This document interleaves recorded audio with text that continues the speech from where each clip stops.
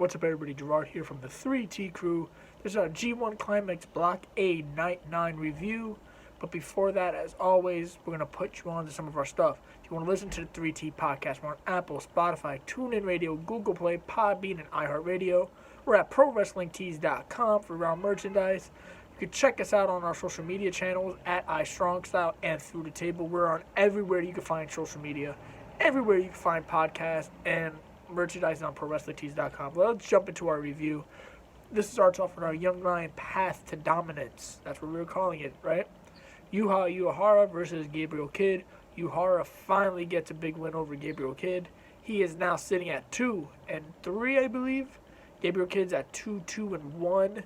I think Yota Tsuji is the odds-on favorite to win this whole tournament, but Yuha looked very impressive. It was a very spirited match between two young lions.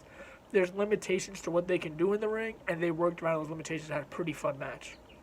Now we're jumping into Block A action. We're starting off with the Dragon, Shingo Takagi versus the Tokyo Pimp, Yujiro Takahashi. Shingo got a pretty decent showing out of Yujiro. Yujiro is very unmotivated. He's one of the worst wrestlers on the roster, arguably. That's why it's his first G1 in 5 or 6 years, I believe. Some crazy number like that. Shingo got a decent showing out of him. Shingo picks up the win. Shingo started to rack up some wins, and I believe he's at 2-3 through 5 rounds so far. Yujiro's at Donut still. Like I said, he's definitely going to be on Donut throughout the whole tournament.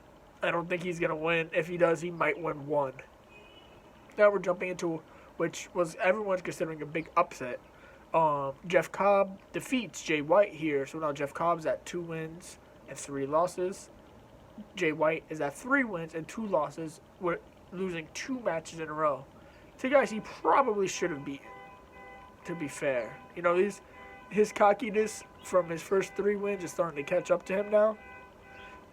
He's my pick to win the block, but that cockiness and the it's the J1, it's this and that. It started to backfired in this match for him. Jeff Cobb looked decent. It was a decent match. Like I keep mentioning, Cobb needs something. I don't know what it is, but he's definitely missing something that could take him to the next level in New Japan. And I'm sure Gato and the creatives at New Japan will figure that out. They did their typical break, promote the merchandise, sanitize the ring, and then we're jumping into our 3 featured matches, including our double main event of the evening. It started off with Kazuchika Okada versus Minoru Suzuki. I think they've had better matches. It was still fun. I mean, it's typical Okada Suzuki. Okada won with like an inside cradle of schoolboy roll-up type of situation where he got lucky and he got one over on Minoru Suzuki. Typically, Okada just beats Suzuki clean. So there's definitely a continuation of that storyline of Okada not being the Rainmaker, not being what he normally has been. There's something off with him. We're going to find out what that is maybe through the end of the tournament and going into Wrestle Kingdom this year. Suzuki, he's not going to win the tournament, but I do think he's going to be someone who's going to be around.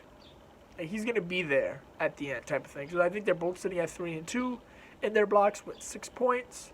Block A is starting to really get squished together in the middle half of the middle portion of the block.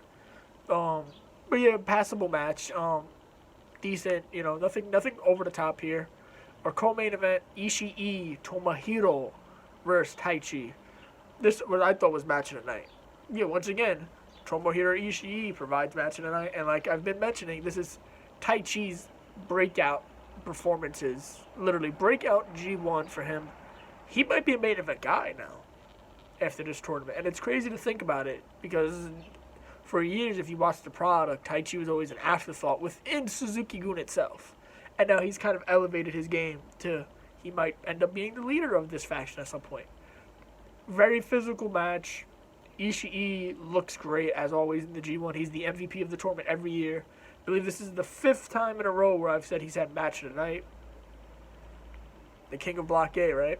So Ishii picks up the win with a stalling vertical drop brainbuster.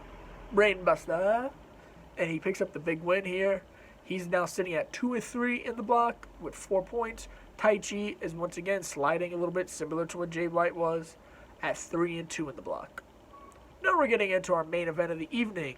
the aerial assassin Will Ospreay versus my favorite wrestler, the Golden Star Kota Ibushi. I believe their last two encounters, the one at Wrestle Kingdom and the one at last year's G1, were exponentially better than this one.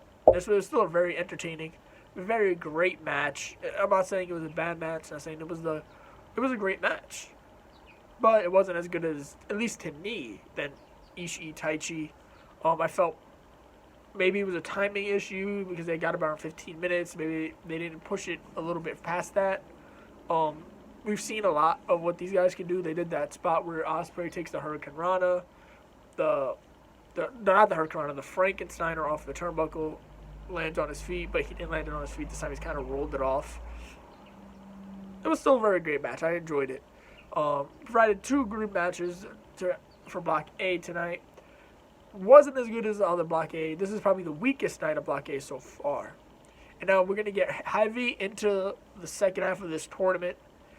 Ibushi's now in the lead, the solo lead at 8 points. Ospreay is now sitting at 6 points, I believe, with 3 wins. So we're very much seeing guys starting to separate, guys who are kind of eliminated, like Yujiro. If Yujiro loses in the next one, he's eliminated from the tournament. But we're seeing guys separating that second half of the block. The big portion of the block is still tied. I think in the next show we're going to see who might end up winning this tournament. But until next time, this is Gerard from the 3T Crew signing off. Until next time, see you.